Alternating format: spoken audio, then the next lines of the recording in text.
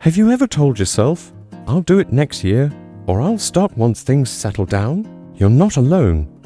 Most people live as if they have all the time in the world, always postponing, always waiting for the right moment. But the brutal truth is this: time never waits, and sometimes it slips away quietly and permanently. Most people are sleepwalking through life. Each day passes with silent promises like I'll chase my dream later, or I'll fix that relationship when the timing is better. But the truth is, you don't have as much time as you think. Carl Jung once said, life really begins at 40. Until then, you're just doing research. But what no one tells you is that some people never leave the research phase.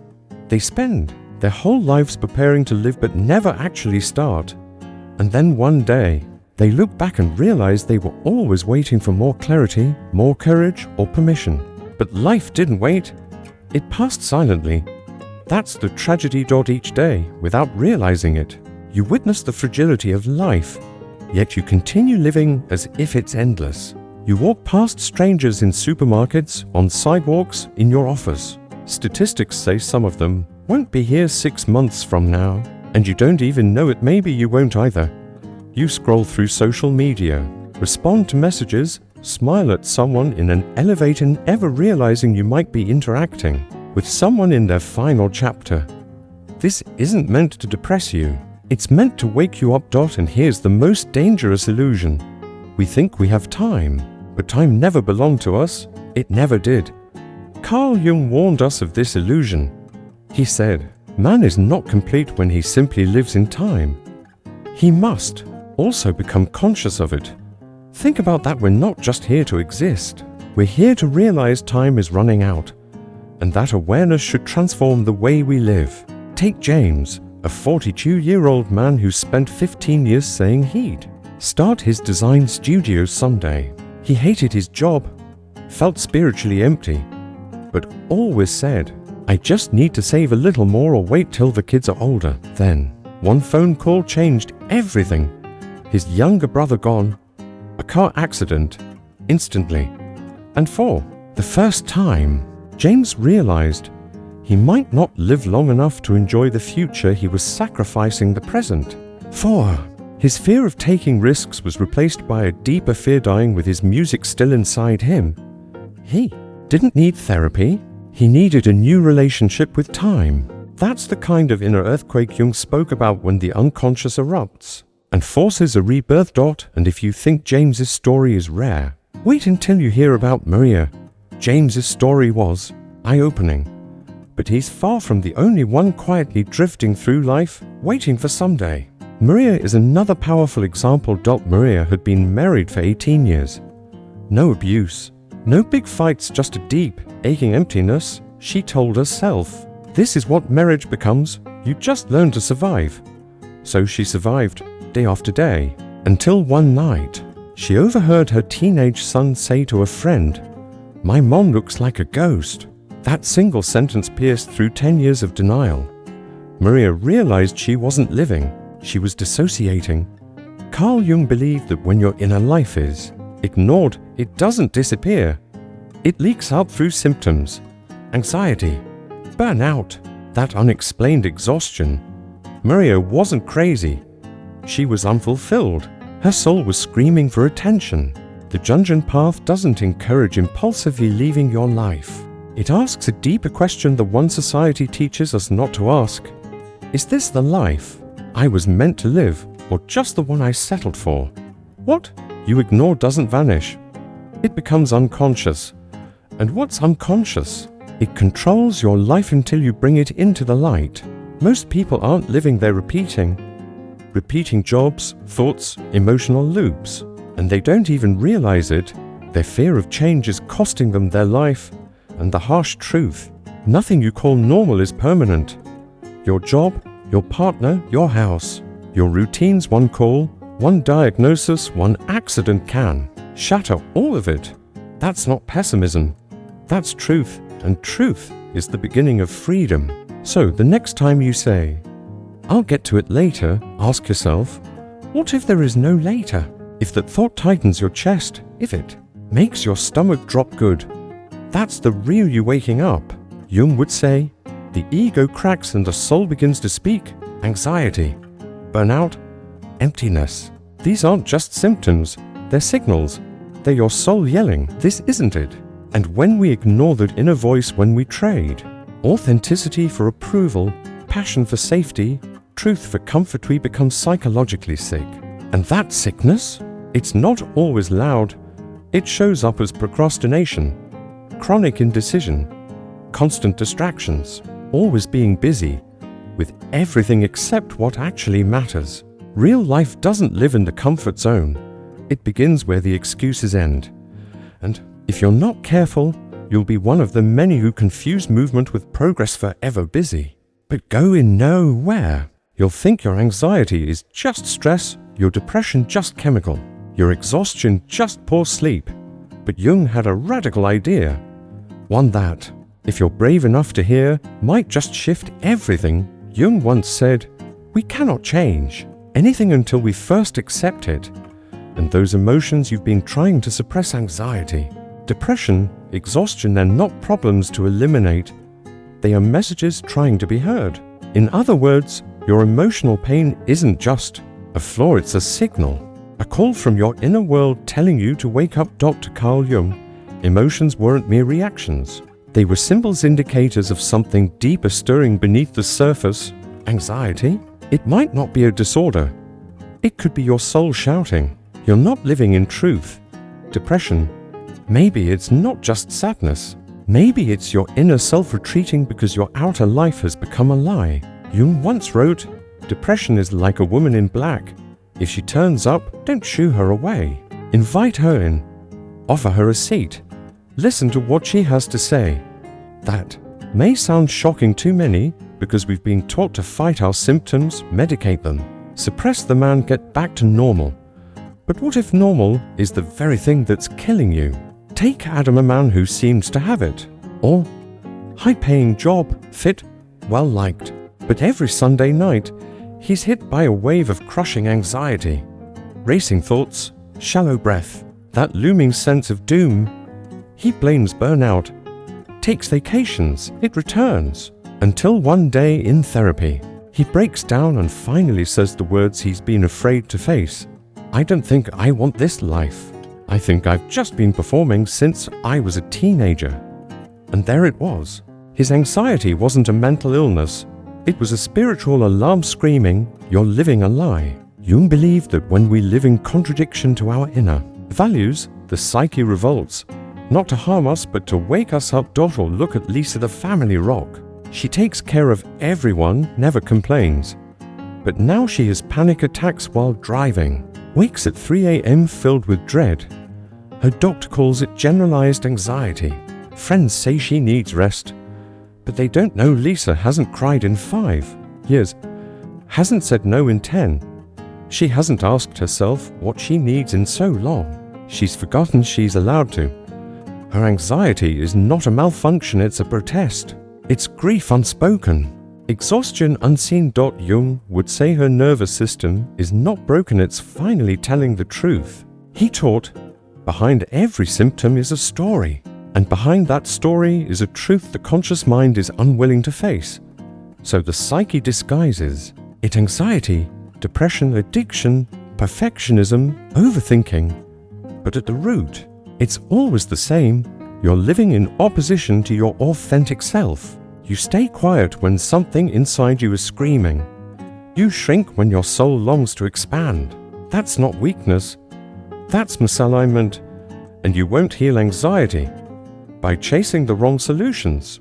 But there is a different path, one rooted in radical honesty. And Jung left us a powerful insight and unexpected truth. That might be the first real step toward healing. We've talked about how symptoms like anxiety or depression aren't just flaws, they're messages. But how do we heal? Jung didn't say to silence them. He said, listen to what they're trying to say. You don't heal by suppressing your inner world. You heal by asking it the right questions. Ask yourself, what am I pretending not to know? Where am I saying yes when I desperately mean no? Which part of me have I silenced just to feel accepted? These aren't easy questions, but they are the beginning of psychological liberation. because once you hear the truth beneath your anxiety, you stop treating the symptom and start healing the root. You don't need a degree in philosophy to understand this. Life is short. You just need to truly listen to people who've nearly lost it. The man who had a heart attack at 42, the woman who got diagnosed with cancer at 29, the adult child standing at her mother's funeral thinking, "I never really knew her." They all say the same thing in their own words. None of what I worried about really mattered. Carl Jung didn't see these moments as just tragedies. He called them psychological initiations, moments when the full self crumbles and the real self begins to emerge. He wrote, "We cannot change anything unless we accept it. Condemnation does not liberate, it oppresses." These moments of loss and crisis don't give you answers, they give you clarity. They strip away the noise, the lies you've told yourself, just to survive. Let's be honest. A successful executive in his 50s once told his therapist, "I built it all, the house, the company, the reputation. But now I come home to strangers. My kids don't talk to me. My wife sleeps in another room. And worst of all, I don't like myself." He hadn't failed at life. He just postponed everything that made life worth living. Jung would say, this man was a victim of the persona, the mask he wore to earn approval. The problem is, when you wear a mask too long, you forget who you are underneath. Or take the woman who spent 20 years as the fixer, the giver, the one who never says no. Everyone leaned on her. No one asked if she was okay. One day, she breaks down in a grocery store crying in front of the cereal aisle. Not from trauma, but because she realized, I don't even know what I want anymore. She'd lived her whole life being nice, being useful, being there for everyone. And in the process, she disappeared from herself. Jung might say she was trapped in a collective role, the good woman, the selfless giver. But she ignored her shadow, the part of her that wanted boundaries, space, respect, and when that shadow is ignored too long, it erupts. And then there's the man who got the phone call no one ever wants to receive. It's terminal. That changed everything. Remember the man who was diagnosed with terminal cancer? In the moment when everything seemed over, he did something radical. He sold his house, quit his job, and began traveling the world, living 1 month at a time in different countries. Not to escape death, but to finally start living. 3 years later, he was still alive. He returned to the doctor. They were stunned. His cancer had dramatically regressed. You could call it luck, but Jung would say something deeper was at play. The liberating force of individuation, the psychological process of becoming your true self. When the soul is freed from the weight of living a lie, sometimes even the body follows. This man didn't just heal physically, he healed existentially. He realized the worst thing wasn't dying, it was never having truly lived. What ties all these stories together? They waited until life cracked them open. They believed they had time. They were wrong. Jung didn't see these moments as breakdowns. He saw them as turning points, an invitation to shift from a shallow, surviving existence to a deep, authentic life. He wrote, "Only the paradox comes anywhere near to comprehending the fullness of life. And the paradox is this: sometimes the worst thing that happens to you is the best thing that could ever happen, because it wakes you up."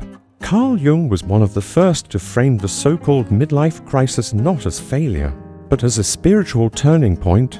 It's the moment the ego, your carefully constructed identity, begins to fall apart.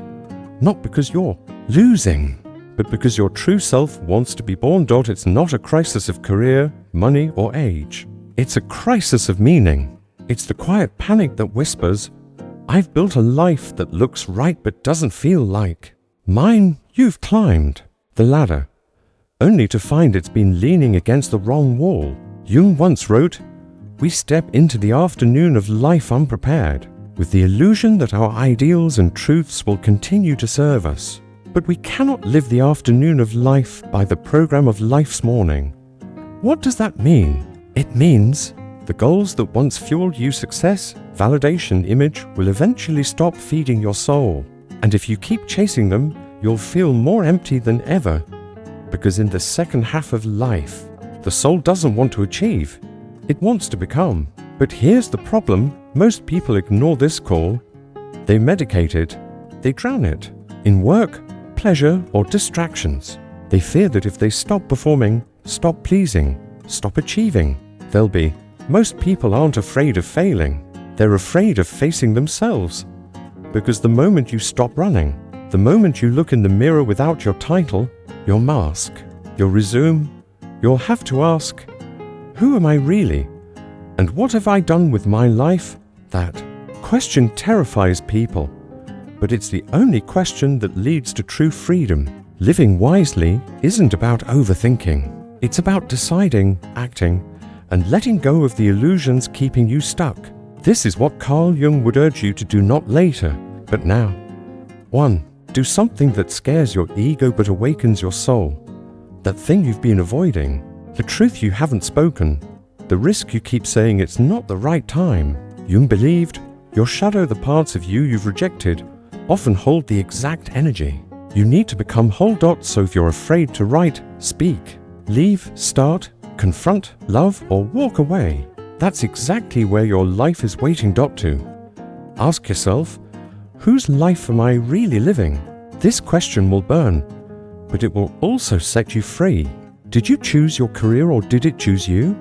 Are you living by your values or someone else's expectations? Jung once said, the most terrifying thing is to accept oneself completely, because once you do, the performance can't go on, the fake life must end. Yes, you'll lose things, comfort, old friends, full safety, but in its place, you'll find something rare and powerful, peace. Not the peace of avoiding pain, but the fierce, steady peace of living in alignment. 3. Stop living by the year. Start living by the hour. People love to say, this year, I'll change. But a year is made of days, and days are made of hours. If you want to change your life, change just 1 hour. The hour you wake up, the hour you scroll, the hour you check out and numb. Spend 1 hour writing, walking, creating, learning, calling the person you've been meaning to forgive. Because if you don't master your hours, your years will master you. 4. Stop asking for permission. No one is coming. No one will say, you're ready now. No one will hand you a map and whisper, go live your real life. You will have to give yourself permission. Carl Jung believed the soul comes with an inner compass, but most people are too busy following the crowd to hear it. But when you do hear it, you'll know. It feels like truth. It burns like fire. It whispers, I can't keep pretending. And when that voice rises, don't silence it. Don't turn away.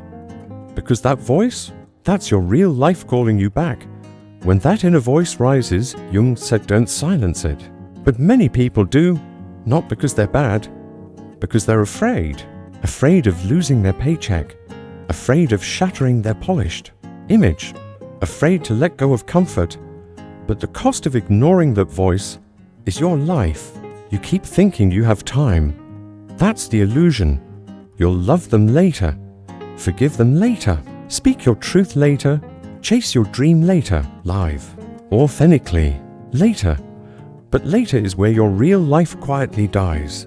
Carl Jung once said something chilling but necessary. The privilege of a lifetime is to become who you truly are.